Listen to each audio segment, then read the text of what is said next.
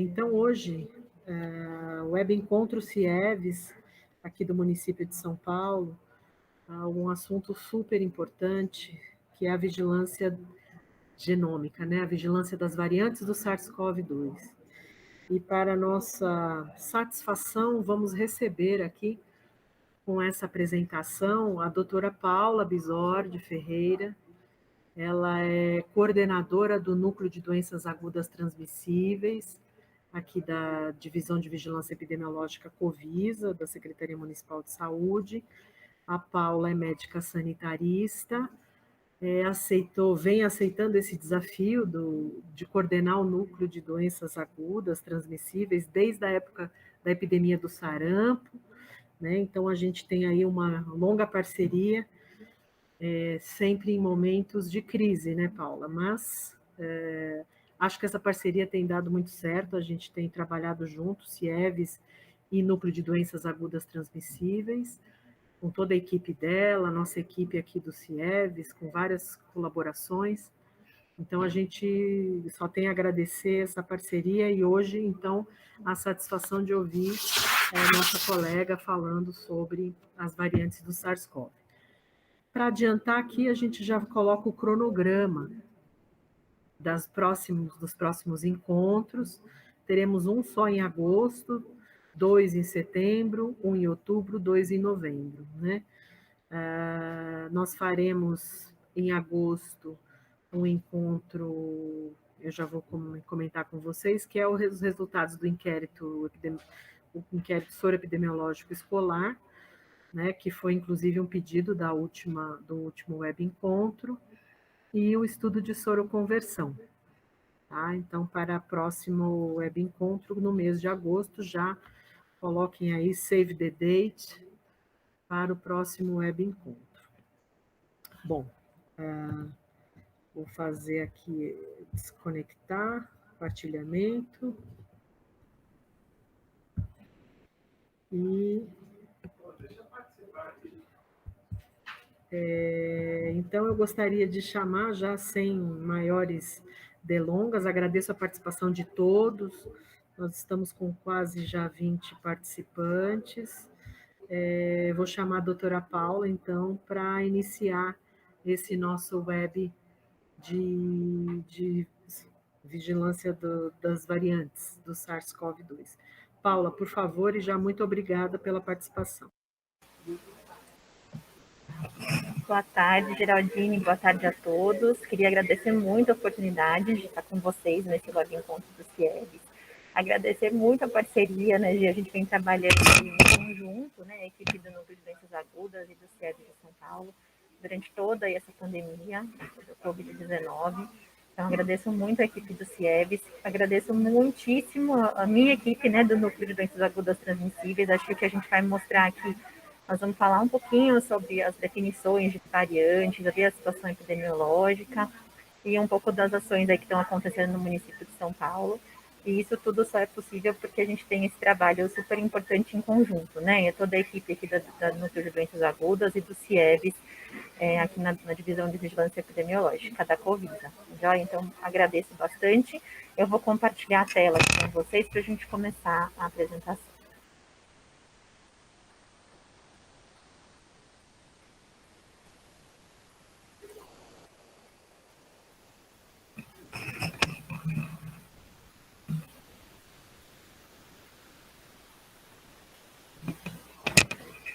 Geraldine, por favor, só confirma para mim se está tudo ok com o compartilhamento da apresentação.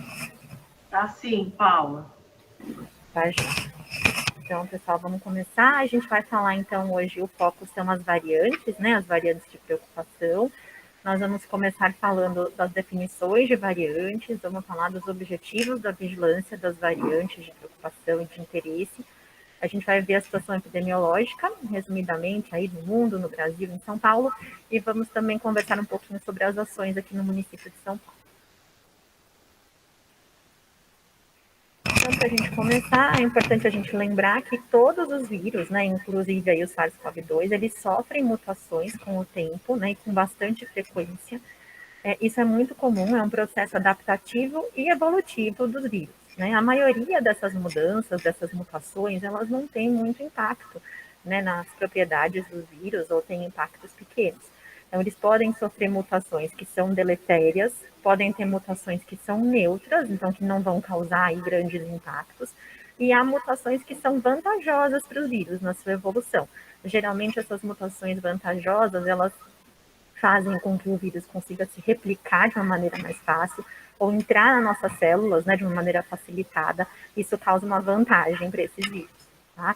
Então, como a gente falou, a gente tem aí alterações que vão afetar essa facilidade com que o vírus se espalhe, que podem afetar a gravidade da doença que está associada a esse vírus, podem também afetar desempenho de medicamentos, desempenho de vacinas, ferramentas de diagnóstico e também outras medidas importantes aí para a saúde pública, né, de controle aí das doenças.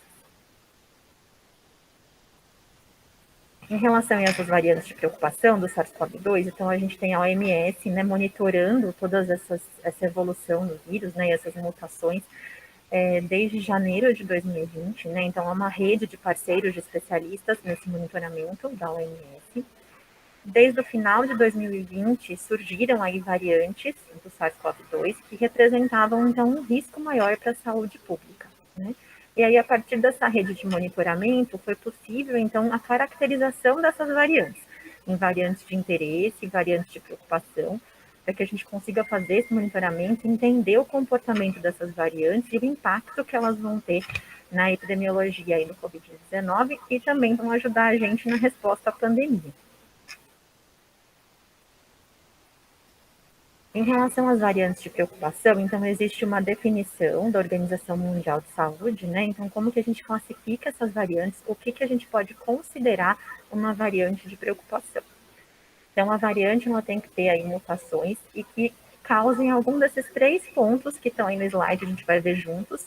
Então, as variantes de preocupação, elas causam um aumento de transmissibilidade ou alguma alteração prejudicial na epidemiologia da doença, da Covid-19, ou então um aumento da virulência ou mudança na apresentação clínica da doença, ou elas também poderiam causar uma diminuição aí de eficácia das medidas que a gente tem em saúde pública ou de métodos diagnósticos, de vacinas ou terapias disponíveis.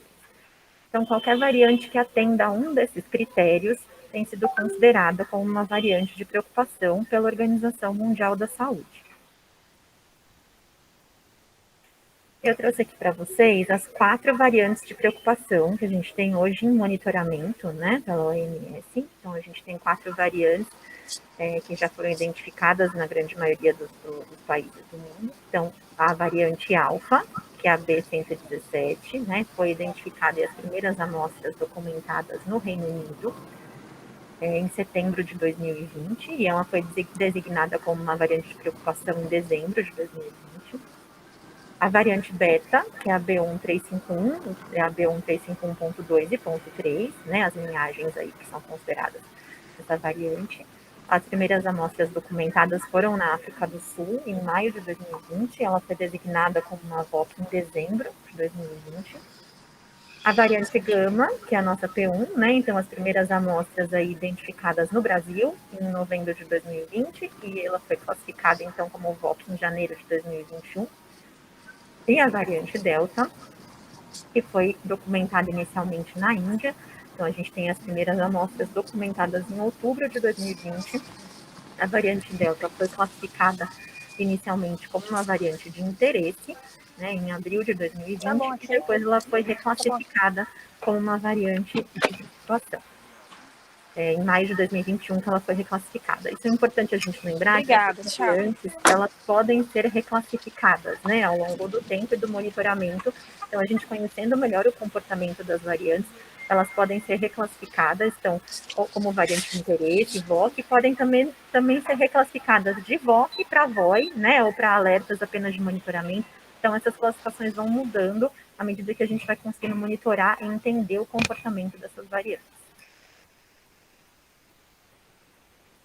Então, nós temos também as variantes de interesse, né, que são as VOIs. Então, qual que é a definição aí da OMS para as variantes de interesse? Então, são alterações genéticas, né, variantes com alterações genéticas que também podem afetar aí as características do vírus, como transmissibilidade, gravidade, escape de diagnóstico ou terapêutico. e elas causam aí uma transmissão significativa na comunidade ou múltiplos clusters de Covid-19, começam a ser identificados em vários países, né, com uma prevalência crescente ou com um aumento importante de número de casos ao longo do tempo e que podem gerar outros impactos epidemiológicos, tá? Então, essa é a classificação das variantes de interesse. A gente tem algumas variantes de interesse em monitoramento hoje, então temos 4 variantes de interesse também em monitoramento pelo OMS, né? Então temos a ETA, OTA, CAPA e Lambda, tá? São 4 variantes que estão em monitoramento. Já todas aí foram designadas como variantes de interesse nesse ano, né? Entre março, abril e junho de 2021 e seguem em monitoramento pela OMS, lembrando que elas podem ser, né, ao longo do tempo, se tiver alguma mudança de comportamento, também reclassificadas. E a gente tem algumas variantes que estão em alerta, né, alerta para monitoramento, então também são variantes aí com alterações genéticas suspeitas de afetar as características do vírus, com indicação de que podem representar aí algum risco futuro, mas ainda não temos evidências claras no momento do seu impacto. Né? Então, essas variantes ficam em monitoramento repetido até que a gente tenha novas evidências que permitam aí reclassificá-las, se for o caso. Então, nós temos uma lista aí, né, de variantes que estão em alerta para monitoramento.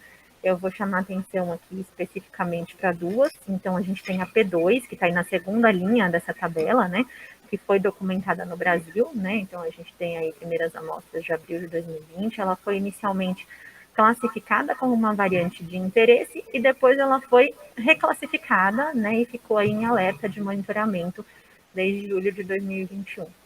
E outra variante que a gente tem em alerta, a variante que foi identificada as primeiras amostras documentadas na Colômbia em janeiro de 2021, que é a B.1.621, né, que a gente até ouviu bastante na mídia aí de casos relacionados à Copa América, né? Então essa variante está em monitoramento, em alerta de monitoramento, como diversas outras que a gente tem aí na tabela da OMS de monitoramento.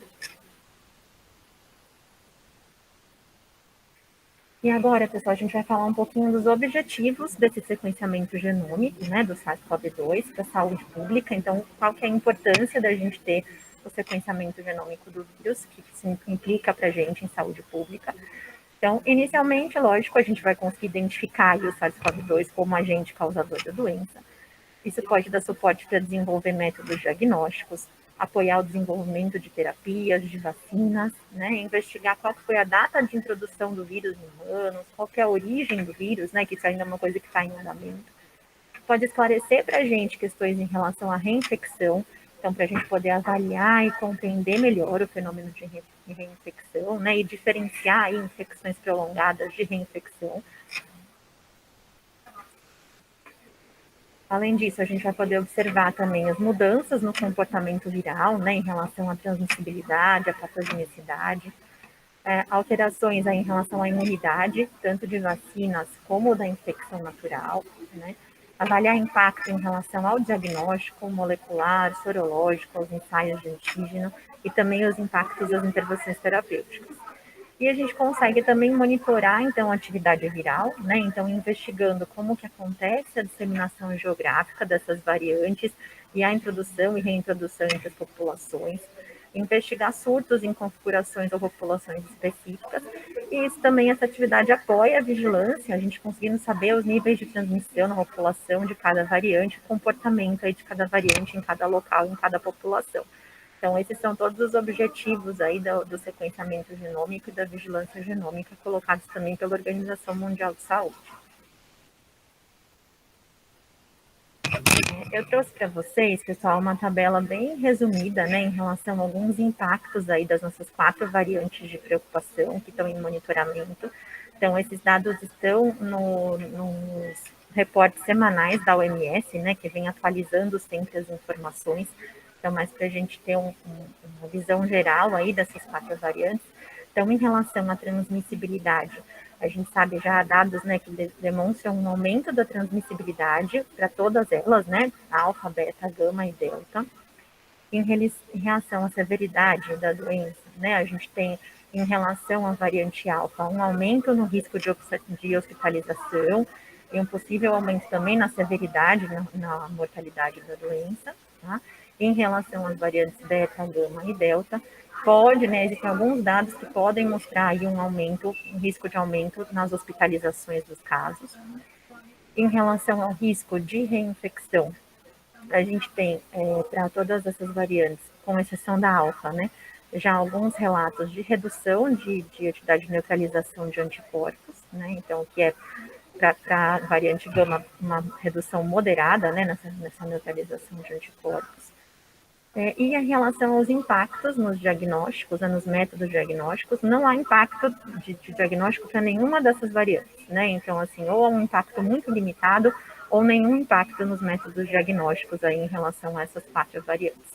Então, só é um resumo geral, assim, para a gente entender as características dos impactos, a gente vê que principalmente em relação ao aumento de transmissibilidade para essas 4 variantes de preocupação.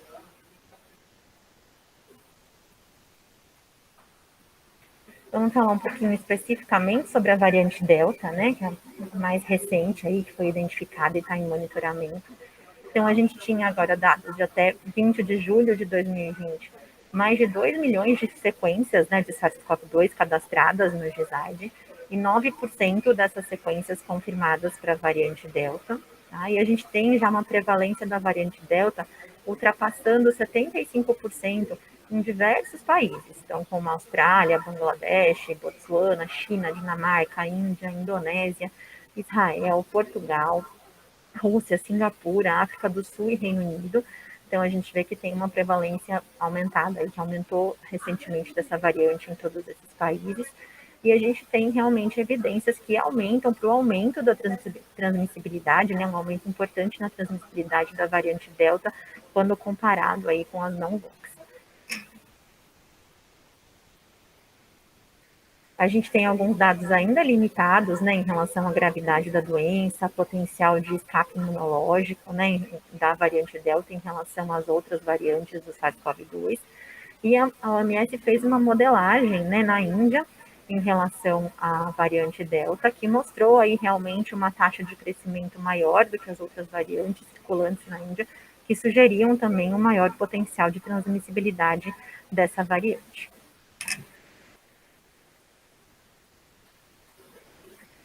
Eu trouxe para vocês, pessoal, também um mapa que está disponível no site da OMS, né, nesses reportes semanais, para a gente entender em relação a essas variantes de preocupação, a distribuição das variantes aí no mundo. Então, a gente vê no primeiro mapa, né, que a gente tem em cor amarela, a distribuição da variante alfa, né, a gente aparece aí em todos os continentes, na grande maioria dos países, né.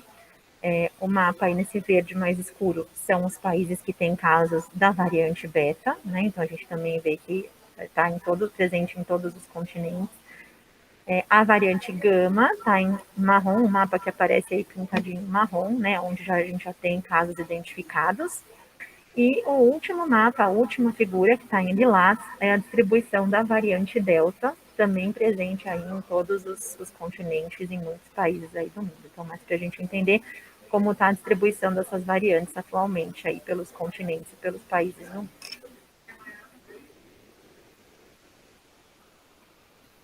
Aqui, pessoal, são informações do GISAID, né, dados lá do GISAID, informações sobre a variante Delta. Então, a gente tem a frequência de identificação, né, a frequência relativa de identificação, a taxa de identificação de sequenciamento da variante Delta nas regiões do mundo, distribuídos aí por data, né, então a gente consegue ver um aumento muito rápido da identificação dessas variantes na maioria das regiões do mundo. Então, a gente vê aqui a Europa, a linha que está mais escura, como rapidamente aumentou a frequência de detecção, né, da variante Delta.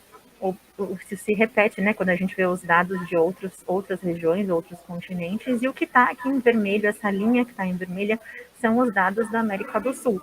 Então, a gente começou a detectar a variante Delta um pouco depois das outras regiões, mas a gente vê que já há um aumento, né? E é preocupante quando a gente observa o comportamento da variante em todas as outras regiões do mundo, né? Em como aumentou a prevalência rapidamente, e o que a gente pode esperar, talvez, um comportamento semelhante aí também para a América do Sul. A gente vai falar um pouquinho das variantes de preocupação no Brasil. Então, são dados aí do CIEVES Nacional, né, do último alerta da rede CIEVES Nacional. para a gente entender a distribuição aí dessas variantes no Brasil. Então, a gente tem uma tabela aqui que mostra o número de sequências, né, das variantes gama, alfa, beta e delta por estado no país. Então, a gente tinha aí 95,8% dos casos sequenciados da variante gama, né, da P1, 2,4% de alfa, 0,04% de beta e 1,8% de delta. Tá? Desses casos de delta, a gente tinha aqui, né, nesse último alerta epidemiológico do CIEBS, 10 casos no estado de São Paulo, né?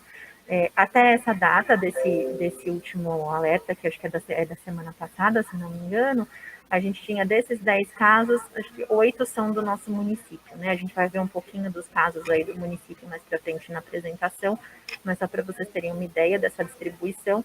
E se destaca aqui o Rio de Janeiro, né? Que teve aí, reportou diversos casos identificados da variante Delta aí na última semana.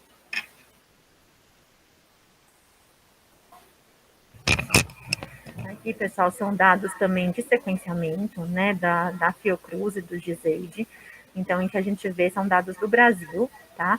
A gente tem aqui as variantes do SARS-CoV-2 distribuídas aqui a sua identificação por mês, né? E a gente consegue ver aqui o que está em vermelho, toda essa parte que está pintadinha de vermelho na figura, é a VOC gama, né, a nossa P1, que a gente começa a identificação dela, né, no país no final de 2020, entre o final de 2020 e início de 2021, no comecinho de janeiro de 2021, e ela logo predomina, né, em relação a todas as outras variantes que estavam circulando aí no momento, tá? O que a gente vê aqui, a linha que tem uma linha em azul, que a gente consegue perceber aqui no meio da figura, que são os casos de VOC Delta, né, que começaram então a ser identificados também nos últimos meses, depois de abril, maio de 2021, né, então a gente consegue ver a distribuição aí dessas variantes ao longo do tempo no país, tá? O que aparece aqui, esse verde-limão, é a variante alfa, tá? Em laranja, que a gente vê, né, em todo o ano de 2020, na maioria dos meses aí de 2020, são outras variantes, né, que não são aí de preocupação. Mas é interessante a gente ver principalmente o comportamento da P1, desde do mês da sua introdução, e como ela, né, ficou mais prevalente em relação a todas as outras que circulavam.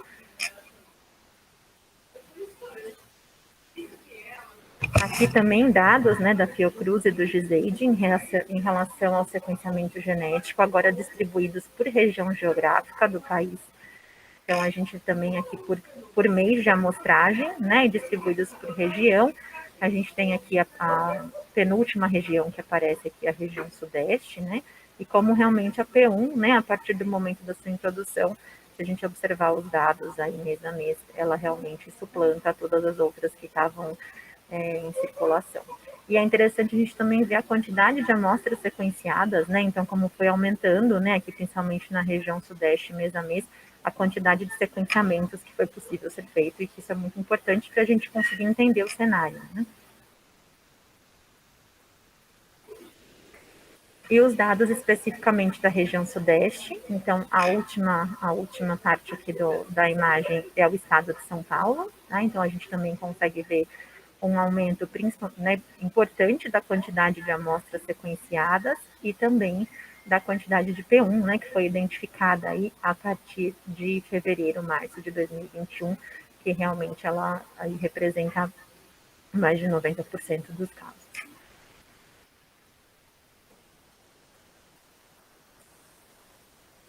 Aqui, pessoal, a gente trouxe informações, é uma figura de um estudo publicado no Virological, né?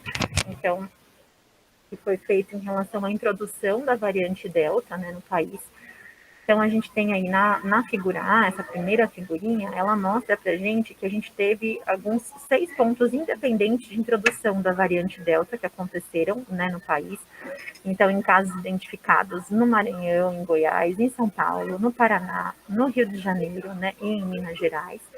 Então, como foi a introdução, né, da variante Delta no país, com essas seis linhas independentes aí de introdução.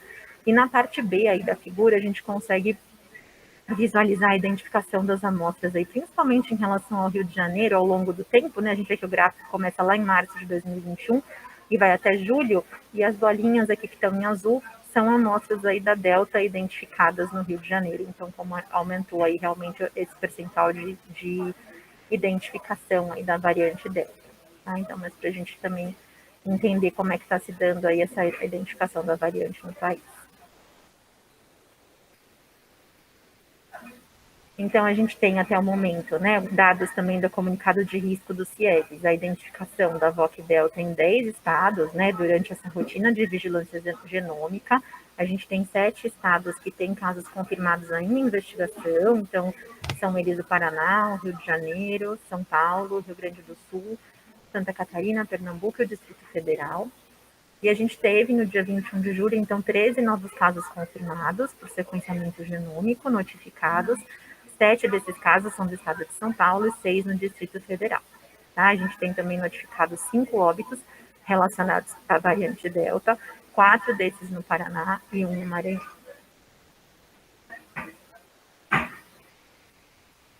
Então, vamos agora ver um pouquinho a situação aqui no município de São Paulo. Então, é para vocês também conhecerem, né, como que aconteceu a identificação dos primeiros casos.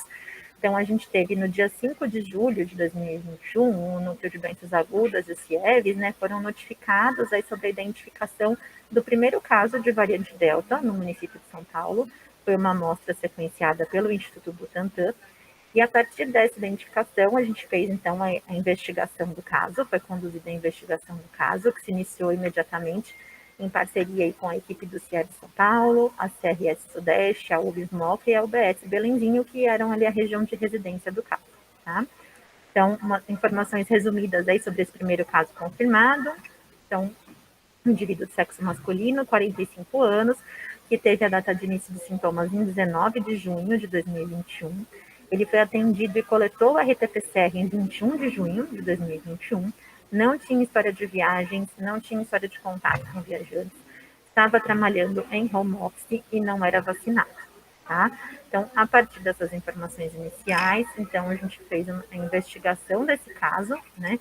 E eu trouxe para vocês aqui um fluxograma que a gente montou em como essa investigação se desencadeou, né? Então, essa é um trabalho importante da vigilância, né, da gente tentar investigar, identificar a origem dessa infecção e como foi o comportamento, né, ali dos casos que aconteceram.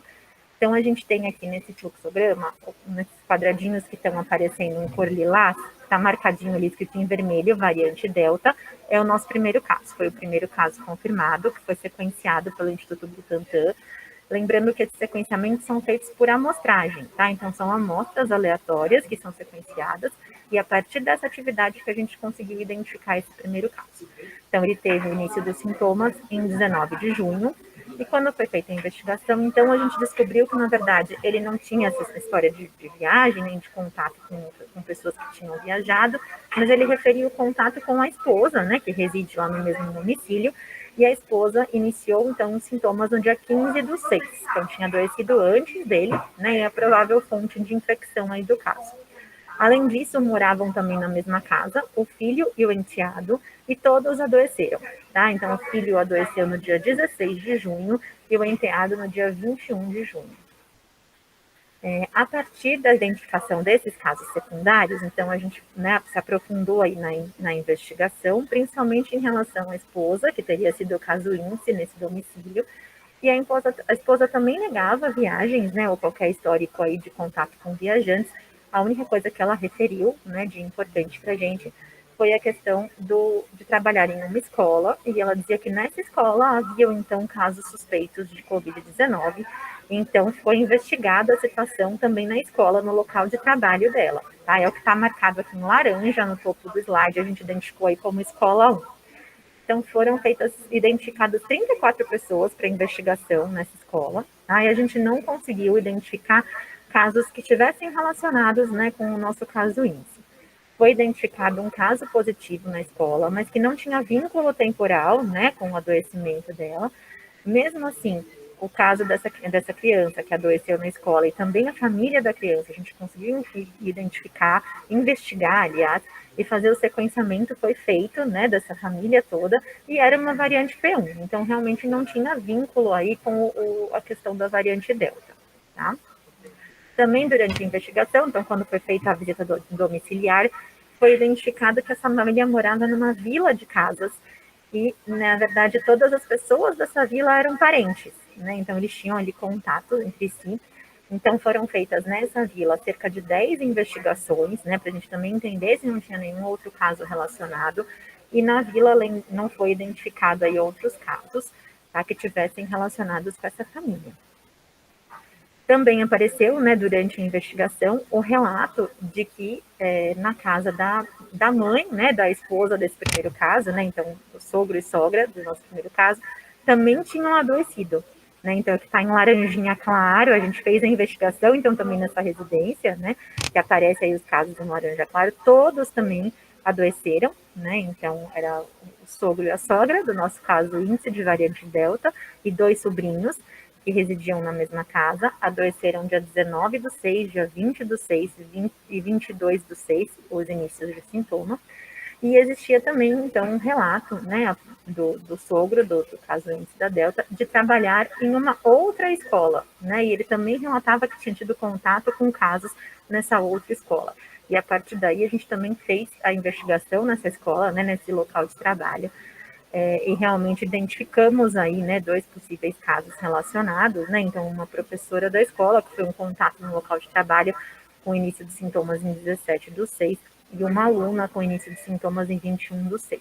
Então, pela investigação, o sogro, né, do nosso caso índice, pode ter sido infectado tanto pela família quanto no ambiente de trabalho. Isso a gente não conseguiu ainda, né, esclarecer muito bem. A gente não conseguiu outros sequenciamentos, né? Não foi possível a amostra de outras pessoas para fazer sequenciamento. Então, a gente identificou aí todos esses casos secundários que apareceram a partir dessa família, onde foi confirmado o caso de variante Delta.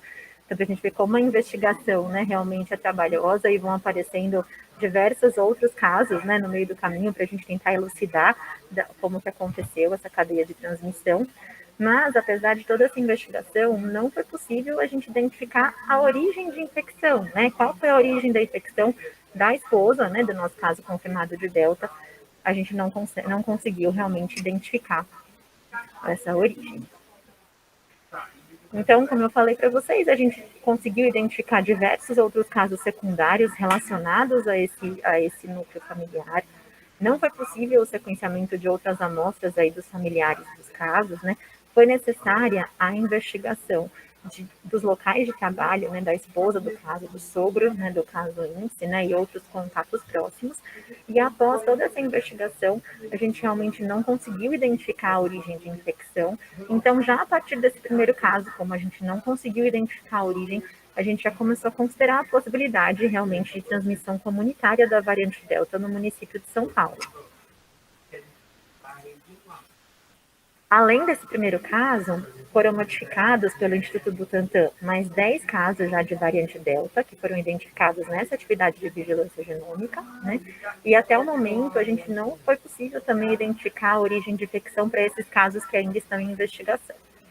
Além disso, a gente também teve 2 notificações de casos confirmados de variante Delta pelo Hospital Israelita Albert Einstein, né, que também está fazendo, né, esse sequenciamento de amostras, né, também por amostragem, e notificaram 2 casos confirmados também em residentes do município de São Paulo que estão em investigação.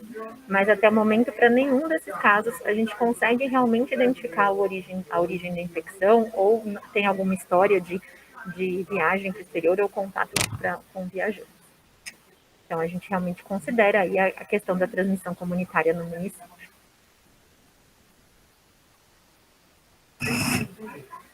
Bom, em relação às atividades na vigilância que a gente tem feito, né, para as variantes no município de São Paulo, então tem 2 projetos importantes para a gente conversar um pouquinho. Então, o primeiro deles é a rede de alerta de variantes de SARS-CoV-2, que é do Estado de São Paulo, uma parceria aí do Estado de São Paulo com o Instituto Butantan, e o município, né, se inclui aí nessa parceria. Então, a nossa assistência laboratorial e os laboratórios parceiros, eles encaminham semanalmente, né, amostras aleatórias, oriundas de casos de síndrome gripal, que são atendidos em UBSs do município de São Paulo, para sequenciamento e monitoramento. Isso acontece semanalmente, tá? E é um projeto aí também do Estado. A gente tem já alguns boletins em relação a isso divulgados pelo Instituto Butantan, né, de dados das DRS, né, do projeto do Estado. A gente vai ver agora mais para frente as informações. E também um projeto em parceria com o MT da FMUSP, né, a Unesp e a Secretaria Municipal de Saúde de São Paulo e a empresa DASA. E nesse projeto também é feita a genotipagem de amostras semanalmente, né, então é feito o PCR específico e o sequenciamento de genoma total de amostras aí representativas, né, distribuídas proporcionalmente pelas 5 coordenadorias das nossas regionais de saúde do município de São Paulo, são também coletadas semanalmente, né, para também monitoramento e sequenciamento genético aí do SARS-CoV-2 no município.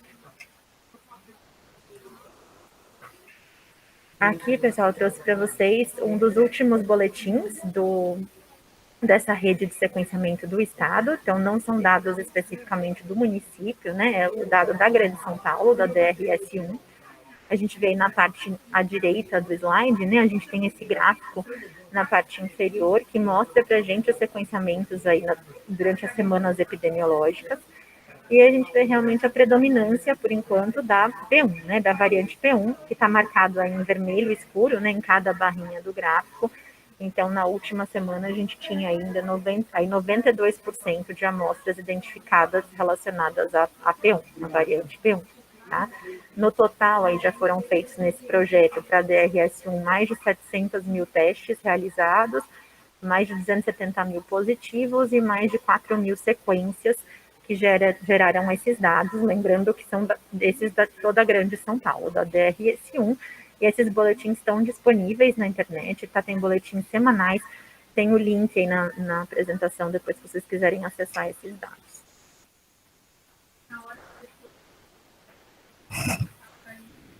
E aí, a partir, né, desse monitoramento e da identificação de variantes, a gente tem algumas medidas sanitárias que são recomendadas no contexto aí das VOCs, né?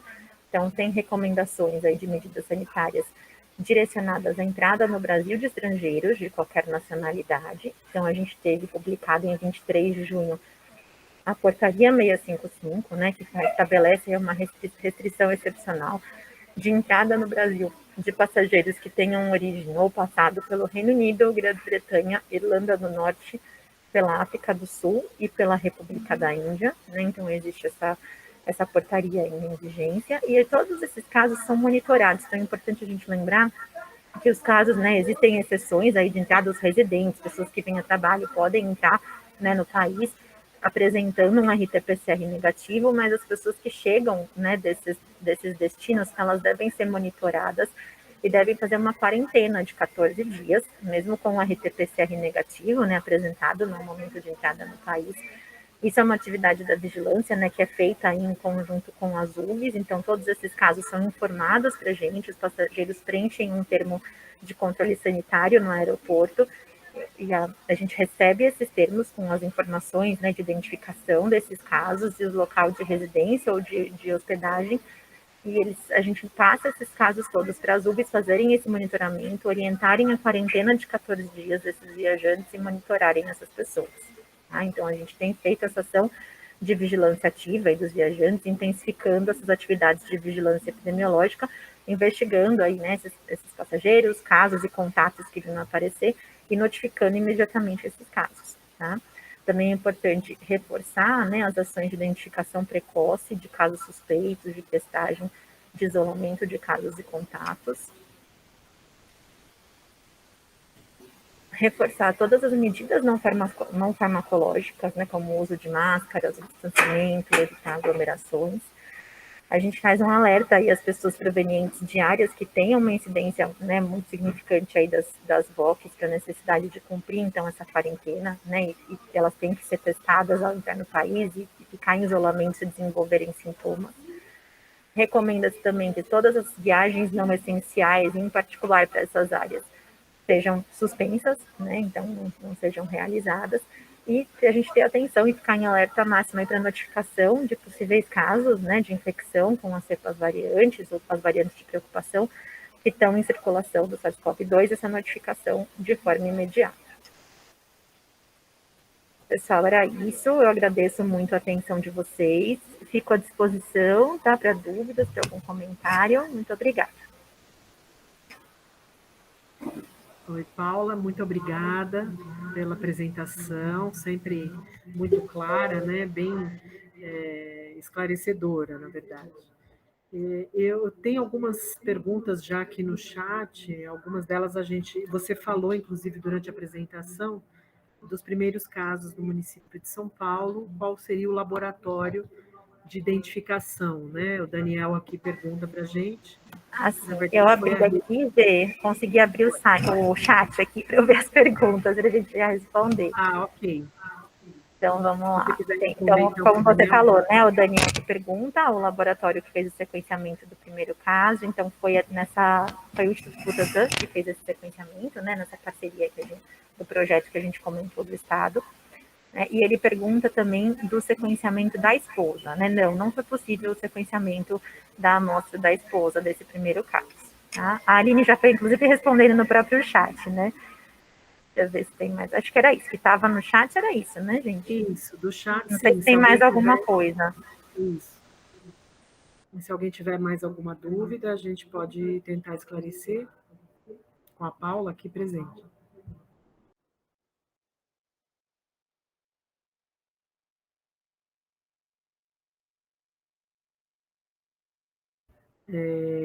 Também pode fazer pelo chat, se a pessoa for muito tímida, não quiser fazer pelo próprio áudio, né? A gente tem tempo para fazer algumas perguntas.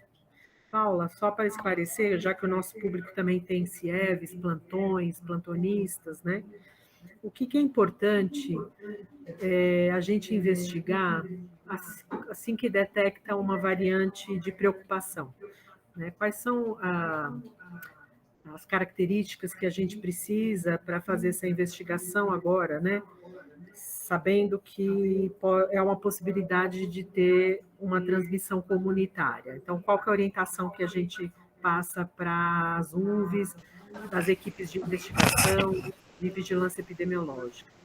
Então, vamos lá, Geraldine. A gente, né, sempre na identificação desses primeiros casos, é importante a gente fazer a investigação para tentar identificar a origem, né, dessa infecção, como aconteceu, né, essa transmissão, o comportamento que foi a origem da infecção. A partir do momento que a gente realmente, né, acredita que tem a transmissão comunitária no município, a gente investigar caso a caso tão aprofundadamente perde um pouco, né, esse sentido. É importante que a gente manter a atividade dessa vigilância genômica para que a gente consiga entender o comportamento da variante no município e nas regiões do município como um todo, né? Então, entender aí percentualmente a prevalência da variante, né, da Delta em relação às outras, né? Como que isso vai se comportar? Será que ela vai realmente conseguir suplantar a P1, né? Então, a gente vai avaliando, né, todo esse comportamento, mas aí o caso a caso, né, com muitos detalhes, vai perdendo um pouco o sentido, a gente vai orientando sempre as UVs nesse momento, né, semana a semana, que a gente identificou aí os primeiros casos, dos pontos que são importantes na investigação. Mas, assim, basicamente, a gente sempre precisa saber, né, se houve aí algum histórico de viagem, de contato com o viajante, para a gente entender se realmente pode ter sido, né, alguma infecção que foi relacionada, né, esse histórico de viagem ou de contato, e uma ficha de notificação muito bem preenchida. Então, isso é importante para todos os casos, né, gente? A gente ter aí a notificação bem preenchida, com todas as informações, para que a gente consiga realmente acompanhar de forma adequada. Mas para nós agora é muito mais importante essa questão do impacto na população, no coletivo, né, do que cada caso individual. Então, toda essa vigilância genômica tem essa importância para a gente, né? Por isso que é uma amostragem, né? A gente não vai fazer sequenciamento de todos os casos, a gente precisa entender como é que vai ser esse comportamento, né, das VOCs todas no nosso município, não caso a caso, mas como que isso vai se comportar de maneira geral. Obrigada, Paula. Tem algumas perguntas no chat falando sobre a letalidade. Que estudo existe sobre isso? Eu entendo que é em relação às variantes, né, principalmente a Delta. Isso, então, a gente viu aquele quadro que eu mostrei, né, que tinha algumas características das 4 variantes, mas em relação à letalidade especificamente, não tem ainda nenhum dado que aponte para uma maior letalidade, né, de forma importante aí das variantes em relação das variantes de preocupação em relação às outras, né, então realmente não tem dados que apontem para isso, tá, sobre a letalidade, que exista diferença, né, em relação às outras. A gente tem aí realmente, é importante para a gente a questão da transmissibilidade, né, de um aumento importante da transmissibilidade, para algumas delas também em relação à hospitalização, mas em relação à letalidade não tem ainda dados que mostrem para a gente que existe uma diferença importante. E aí a pergunta do século, né? Ou pelo menos da atualidade. Qual a eficácia das vacinas, se é que a gente tem estudos hoje, em relação às variantes? A gente tem muitos estudos em andamento, né? Mas assim, não tem nada conclusivo ainda em relação às vacinas, que a gente possa dizer que realmente não há resposta para alguma dessas variantes. Até o momento, a gente considera sim que as vacinas são eficazes, né, para elas, para as variantes, e não tem ainda, né, conclusões aí mais aprofundadas dos todos os estudos que estão acontecendo de eficácia de vacinas. Então, nós consideramos até o momento, sim, que as vacinas respondem aí para todas as variantes que estão circulando. E é um dos objetivos da vigilância genômica, né? Você testar justamente o encontro de variantes frente a algumas vacinas. Então, é importante esse estudo e essa vigilância genômica justamente para a gente avaliar a eficácia dessas medidas, a efetividade e eficácia dessas medidas de controle, que é a vacinação hoje. Exatamente. Mais alguma coisa, pessoal? Eu já quero lembrar que estaremos no canal do YouTube com essa apresentação gravada, né? A gente manda esse link com certificados para as pessoas que estão se inscrevendo aqui no Forms do chat, tá? E a gente manda o cronograma, o certificado, o cronograma das próximas palestras. A gente tem utilizado sempre esse mesmo link, apesar de no banner que a gente enviou desta aula específica, estava direcionando para outro link. Mas gravem esse link do Meet, né, do Google Meet, porque é o que a gente está utilizando em todas as reuniões. Se não houver mais perguntas, eu gostaria de agradecer, então, a participação da Paula. Eu sei que a gente tem uma agenda bem cheia, conturbada, então eu agradeço o esforço, né, para parar um momento e ajudar no esclarecimento dessas questões de variantes, de vigilância genômica, que realmente acho que é o assunto do momento. Então, eu agradeço a participação da Paula e toda a equipe, Núcleo de Doenças Agudas. Obrigada, viu, Geraldine? Eu também agradeço muito, mais uma vez, agradeço a equipe do CIEVES pela oportunidade, pela parceria, a minha equipe aqui do Núcleo de Doenças Agudas Transmissíveis, a diretoria da DVE. A gente fica à disposição, né, dos profissionais que tiverem dúvidas, querem entrar em contato, conversar, tinha no final da apresentação o nosso e-mail, o telefone. Então, a gente está à disposição aí para qualquer esclarecimento. Obrigada, viu? Isso, eu também agradeço a equipe CIEVES, né, a nossa apoiadora, a Aline, que é idealizadora desse projeto, Web Encontros. Então, a gente agradece todo o esforço, toda a inovação que a gente teve agora para esse período que é desgastante, né, de pandemia. Então, agradeço também à equipe toda e até a próxima, nosso encontro em 24 de agosto. Não esqueçam, vai ter só um em agosto, tá bom? Muito obrigada, então, pela participação de todos. Tchau, gente.